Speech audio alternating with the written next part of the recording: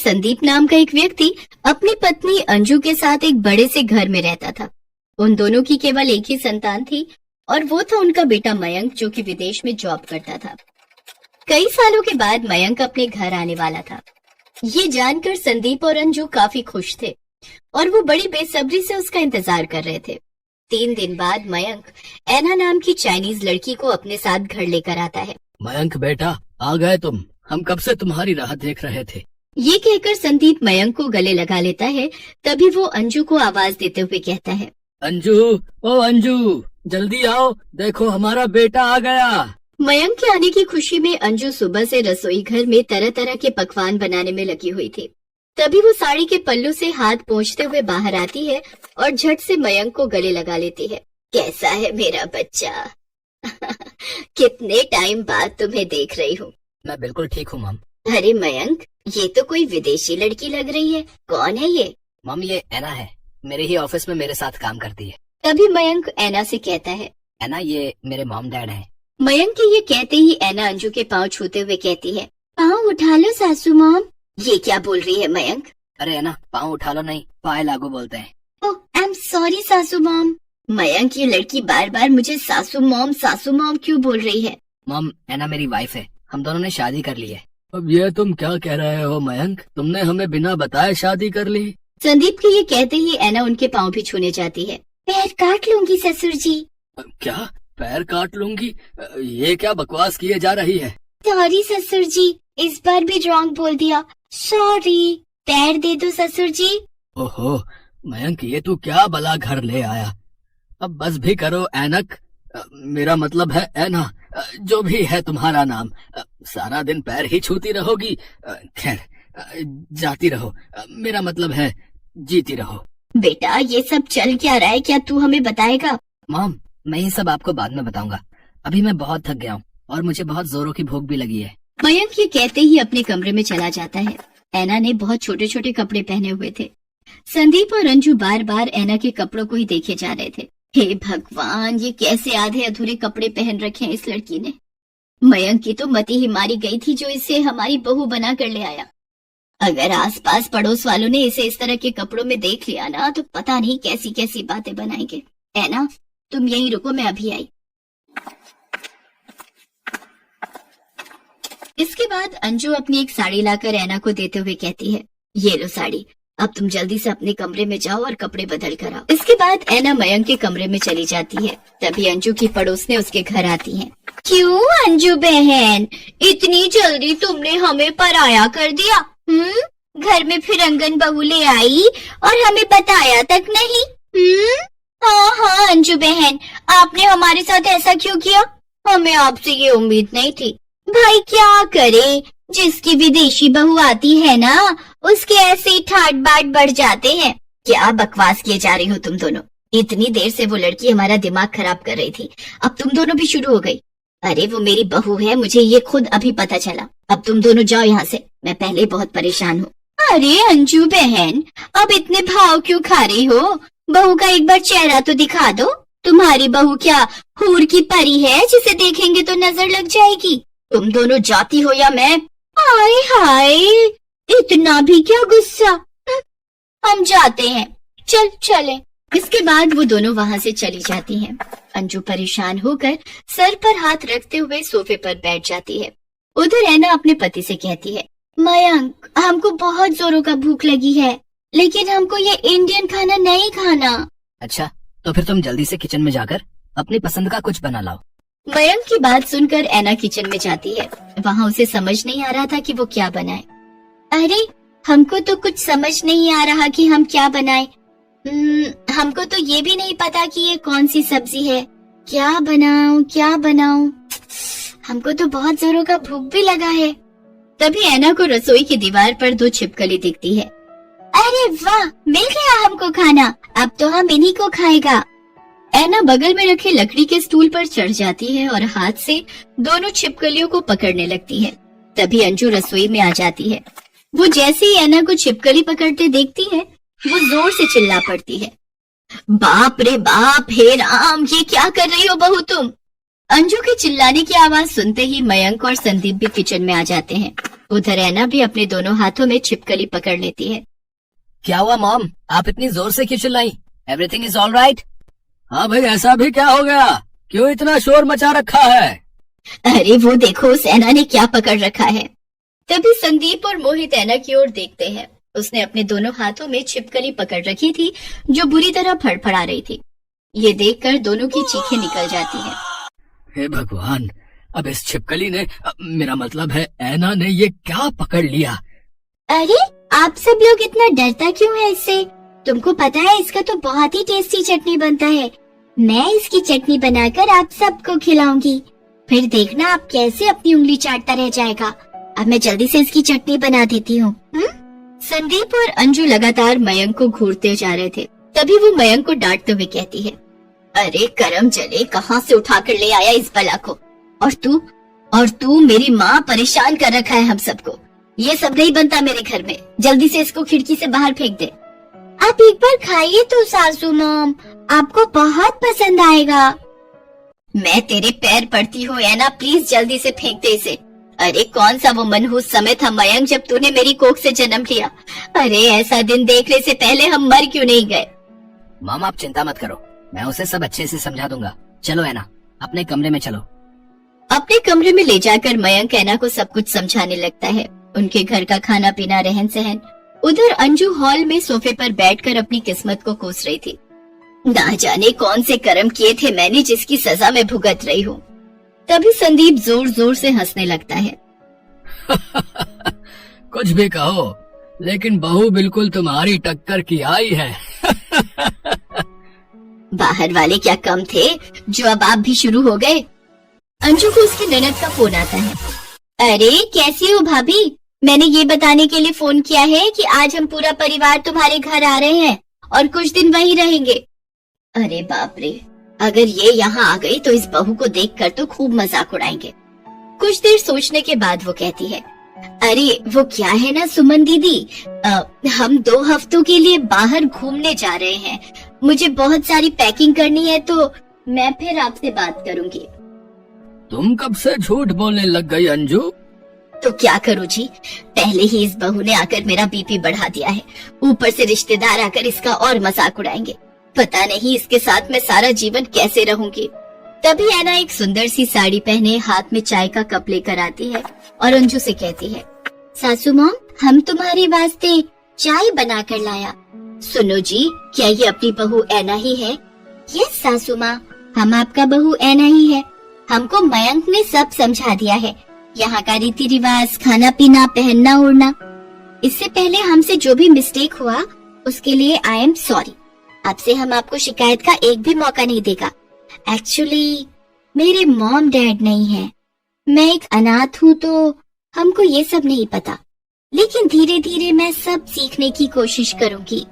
ऐना की बातें सुनकर अंजू और संदीप भावुक होते हैं और वो उसे गले लगा लेते हैं। हमें तो पता ही नहीं था हमारी बहू इतनी प्यारी है। बेटा तुम चिंता मत करो, धीरे धीरे मैं तुम्हें सब समझा दूंगी। इसके बाद अंजू ऐना को हर काम सिखा देती है। कुछ ही महीनों में ऐना इंडियन खाना, यहाँ के रीति रिवाज और भाषा अच्छे से सीख जाती है। फिर सब कुछ अच्छे से चलने लगता है और सब खुशी खुशी एक साथ जीवन व्यतीत करते हैं। चांदनी अपनी माँ शोभा और भाई मोहित के साथ अलीगढ़ में रहती थी। चांदनी एक किन्नर थी। मोहित मालिनी नाम की एक लड़की से प्यार करता था और उससे शादी करके घर ले आता है। एक दिन, माँ जी, अगर चांदनी एक किन्नर है तो आपने इस बात को छुपाकर क्यों रखा हुआ है? आपको पता है किन्नर सिर्फ अपने समाज के लोगों के साथ ही रहते हैं। मालिनी बहू, चांदनी मेरी बेटी है, मेरे दिल का टुकड़ा है और दिल को काटकर भला मैं कैसे फेंक दूं? आज कह दिया, अब आगे से ना कहना। मुझे ही इस चांदनी का कुछ करना होगा, वरना ये किन्नर जब तक इस घर में रहेगी मुझे चैन नहीं मिलेगा। मालिनी चांदनी से बहुत ही ईर्ष्या भाव रख रही थी। वो चाहती थी कि किसी तरह चांदनी से पीछा छूट जाए। इसके लिए वो उपाय सोचने लगी। एक दिन, मोहित, ये बात तुम भी जानते हो, कल हमारे भी बच्चे होंगे और एक किन्नर हमारे घर का हिस्सा बनकर रहेगी तो हमारे आने वाले कल पर भी बुरा असर होगा। मैं सोच रही हूँ अगर हम चांदनी की शादी कर दे तो हमारी परेशानी खत्म हो जाएगी और चांदनी के रूप में ये मुसीबत भी इस घर से चली जाएगी। पर चांदनी से शादी करेगा कौन? कोई भी लड़का एक किन्नर से शादी के लिए कभी हाँ नहीं करेगा। है एक लड़का मेरी नजर में, पर दोनों पैर से अपाहिज है। एक एक्सीडेंट में उसकी दोनों टांगे खराब हो गई थी। पर एक अपाहिज के साथ माँ इस रिश्ते को नहीं मानेंगी। तो उनकी बेटी भी तो किन्नर है। कोई भला लड़का पूरी जिंदगी नहीं मिलने वाला। अब चांदनी की शादी इसी लड़के से होगी, वरना मैं इस किन्नर को अपने घर में नहीं रखूंगी। शोभा ये सब सुन लेती है और रोने लगती है। मोहित, तू अपनी बहन की शादी एक अपाहिज लड़के से कर देगा? माँ तो मैं भी क्या करूँ, मेरा अपना भी परिवार है। मालिनी ने लड़का देख लिया है, अब बस चांदनी की शादी कर दो। माँ, मैं इस शादी के लिए तैयार हूँ, तुम अपने आप को कष्ट मत दो।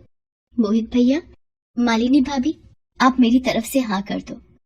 बेचारी चांदनी एक अपाहिज लड़के से शादी के लिए तैयार हो जाती है और चांदनी की शादी विनोद नाम के एक अपाहिज लड़के से हो जाती है, जिसे चांदनी ने पहले कभी नहीं देखा था और ना ही विनोद ने चांदनी को कभी देखा था। शादी के बाद चांदनी घूंघट में घबराई और सहमी हुई ससुराल में गृह प्रवेश करती है। उसके बाद उसकी सास चांदनी का घूंघट हटाती है। वो चांदनी का चेहरा देख बहुत शौक हो जाती है। अरे, तू तो एक किन्नर है, तेरी भाभी ने हमसे इतना बड़ा झूठ बोला। हे राम, इतना बड़ा धोखा, हमारे घर में किन्नर बहू आ गई। चांदनी की भाभी ने चांदनी की सास जानकी और विनोद से उसके किन्नर होने की बात छुपाई थी। जानकी चांदनी की सच्चाई जानकर बेहोश हो जाती है। तुम्हारी वजह से अगर मेरी माँ को कुछ हो गया चांदनी, तो मैं तुम्हें कभी माफ नहीं करूंगा। तुम एक किन्नर हो, इतना बड़ा विश्वासघात। माँ जी आंखें खोलिए। चांदनी जानकी के मुंह पर पानी की बूंदें छिड़कती है। जानकी होश में आ जाती है। अरे भगवान, हमारी तो किस्मत ही फूट गई, एक किन्नर को ब्याह लाए हम। माँ, मुझ अपाहिज के साथ जिंदगी भी ये क्या नया खेल खेल रही है। मुझे बिल्कुल पता नहीं था कि मालिनी भाभी ने आप लोगों से ये बात छुपाई है। माँ, अब हम कुछ नहीं कर सकते, इन लोगों ने धोखे से ये शादी करवा दी, हमें फंसाया गया है। माँ, चांदनी ये सब देखकर बहुत दुखी होती है। वो फोन पर माँ को सारी बात बताती है। मालिनी की वजह से आज तुम्हें ये दुख देखने पड़ रहे हैं चांदनी, पर तू हिम्मत मत हार।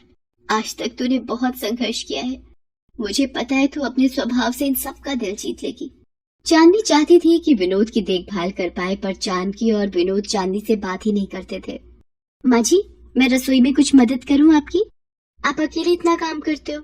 कोई जरूरत नहीं है कुछ भी हाथ लगाने की, एक किन्नर के हाथ का भोजन नहीं करना हमें, समझी? चांदनी रोते हुए अपने कमरे में चली जाती है। एक दिन माँ, गांव की जमीन बेचकर भी जो पैसे मिले थे, धीरे धीरे सब खत्म हो रहे हैं। किस्मत ने मुझे अपाहिज बना दिया है, कहाँ से आगे का गुजारा होगा समझ नहीं आ रहा। विनोद, तू परेशान मत हो, मैं कोई काम ढूंढ लेती हूँ जिससे थोड़ा सहारा तो मिलेगा। माँ, तुम इस उम्र में काम ढूंढोगी? नहीं माँ, मैं तुम्हें इस उम्र में काम नहीं करने दूंगा। काश मेरे पास अपने इलाज के लिए पैसे होते तो मैं ये दिन तुम्हें ना देखने देता। चांदनी ये सब सुन लेती है और वो मन ही मन सोचती है, मुझे विनोद का इलाज करवाने के लिए पैसे जोड़ने ही होंगे, मुझे मेहनत करनी होगी। ये सब सोचकर चांदनी घर से काम ढूंढने निकलती है। चांदनी को देखकर लोग उसे किन्नर समझकर बातें बनाने लगते हैं। चांदनी जगह जगह काम ढूंढने लगी। भैया, कोई काम मिलेगा? बहुत मेहरबानी होगी। अरे तुम तो किन्नर हो, चलो यहाँ से आगे बढ़ो, कोई भीख नहीं मिलेगी। ये लोग तो मुझे मांगने वाली समझ रही हैं। मैं क्या करूं? भगवान, मेरे किन्नर होने पर ये लोग मुझे नफरत भरी निगाहों से देख रहे हैं। मेरी मदद करो भगवान। मम्मी, मुझे मम्मी के पास जाना है। मम्मी। अरे बुढ़िया, क्या हुआ? तुम रो क्यों रही हो? चुप हो जाओ, तुम्हारी मम्मी कहाँ है? सड़क पर छोटी बच्ची लगातार रो रही थी। चांदनी ने बच्ची को गोदी में उठा लिया और आसपास उसकी मम्मी को ढूंढने लगी, पर जब कोई नहीं मिला, चांदनी बच्ची को उठाकर नजदीक के पुलिस स्टेशन पहुंची। इंस्पेक्टर साहब, ये बच्ची सड़क पर रोती हुई मिली है, घबराहट की वजह से कुछ भी नहीं बोल रही है। एक बार आप देख लेते, शायद कुछ बता दे। यह महिला तो किन्नर दिखाई पड़ती है जी, तो ये आपको सड़क पर रोती हुई मिली है क्या? क्या नाम है बेटा आपका? पिंकी। आपकी मम्मी का फोन नंबर याद है आपको बेटा? मम्मी। बच्ची घबराई हुई है, देखते हैं, थोड़ी देर इंतजार करते हैं, शायद कोई पूछने आ जाए। इतनी देर में एक औरत रोती हुई आ जाती है। इंस्पेक्टर साहब, मेरी बच्ची, मेरी पिंकी कहीं गुम हो गई है। मेरा ध्यान दुकान से सामान खरीदने में था, पता नहीं कब उसने हाथ छुड़ा लिया। वो रही आपकी पिंकी, उन मैडम की गोद में। मम्मा, मम्मा, मेरी बच्ची, मेरी पिंकी, अब तो गायब क्या हुई? मेरी तो सांसें ही रुक गई। मेरी गुड़िया कहाँ हाथ छुड़ा के निकल गई थी तुम मेरे बच्चे? ये सड़क पर रो रही थी, तभी मेरी नजर पड़ गई। आपके बिना घबरा गई थी ये तो भला हो इन मैडम का कि आपकी पिंकी को इन्होंने संभाल लिया, वरना आजकल तो बच्चा चोर को मिनट नहीं लगता बच्चा उठाने में। आपका बहुत बहुत शुक्रिया, आपकी वजह से आज मेरी पिंकी सही सलामत है। उस औरत का नाम विशाखा था। वो चांदनी से पूछती है, किन्नर स्वभाव के बहुत अच्छे होते हैं, ये आज आपने साबित कर दिया। आप यहीं रहते हो क्या चांदनी? चांदनी रो पड़ती है और विशाखा को अपनी सारी कहानी सुनाती है। मैं चाहती हूँ बस मेरे पति ठीक हो जाए, इसलिए मैं मेहनत करके उनके पैरों का ऑपरेशन करवाना चाहती हूँ, इसलिए काम ढूंढने निकली थी। चांदनी, यदि तुम चाहो तो मैं टिफिन सर्विस चलाती हूँ, तुम उस काम में मेरी मदद करके पैसे जोड़ सकती हो। विशाखा जी, आप मेरे हाथों से खाना पर क्यों? तुम भी तो एक इंसान हो चांदनी, इतना मत सोचो, आगे बढ़ो और मेहनत करके अपने पति की सहायता करो। तुमने मुझ पर इतना बड़ा एहसान किया है, मैं भी तुम्हारे लिए कुछ करना चाहती हूँ। अब चांदनी रोजाना विशाखा के टिफिन सर्विस के काम में मदद किया करती थी और विनोद के ऑपरेशन के लिए पैसे भी जोड़ने लगी थी। एक दिन, विनोद, ये रोजाना चांदनी कहाँ जाती है? कहीं कुछ गलत राह तो नहीं पकड़ ली इसने? कभी हमारी नाक कटवा दे। माँ, हमारे लिए तो वैसे भी ये इस घर की बहू नहीं है, फिर हम क्यों फिक्र करें? वैसे भी ये झूठी शादी ही है हमारी। चांदनी बहुत मेहनत करती है और कुछ महीनों बाद, चांदनी, ये 50,000 रुपए तुम्हारी मेहनत के। अभी तुम अपने पति को हॉस्पिटल में ऑपरेशन की बात करो, बाकी सब धीरे धीरे हो जाएगा। चांदनी घर जाती है और विनोद को साथ चलने के लिए बोलती है।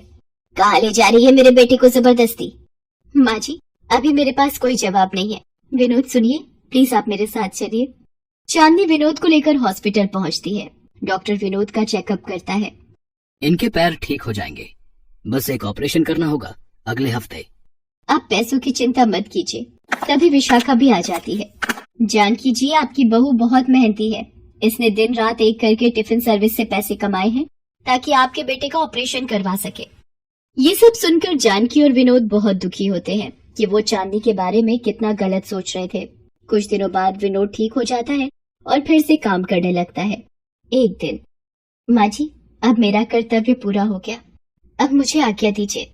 मैं नहीं चाहती कि मुझ किन्नर का साया भी आप लोगों के पास मंडराए। नहीं बहू, तुम इस घर की लक्ष्मी हो, तुम्हारी वजह से ही विनोद ठीक हुआ है बहू। चांदनी, क्या इसीलिए 7 फेरे लिए थे और सारी उम्र साथ निभाने का वादा किया था कि एक दिन मुझे छोड़कर चली जाओ? नहीं विनोद जी, नहीं। माँ जी, मैं भी आप लोगों के बिना नहीं रह सकती। उस दिन के बाद जानकी ने चांदनी को बहू का दर्जा दे दिया। विनोद भी उसे अब अपनी पत्नी मान चुका था। पूरे समाज के सामने जानकी और विनोद ने चांदनी को अपने घर के सदस्य माना। ये बात जब चांदनी की माँ को पता चली तो वो भी बहुत खुश थी।